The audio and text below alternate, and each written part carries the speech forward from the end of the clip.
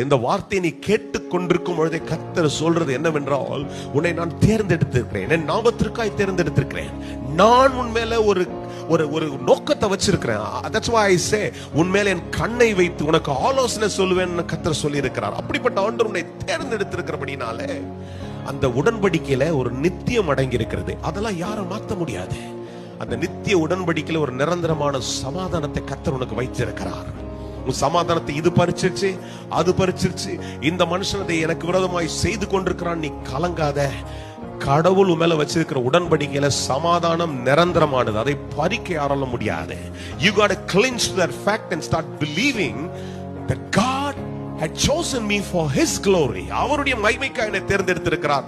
சமாதானத்தை யாரும் பறிக்க முடியாது. அந்த காலகட்டத்தில் சில காரியங்கள் தாமதமாய், சில காரியங்கள் நிராகரிக்கப்பட்டது போல உனக்குள்ள வாழ்ந்துருச்சுன்னா, ஆண்டவர் அந்த காலத்துல is keeping you.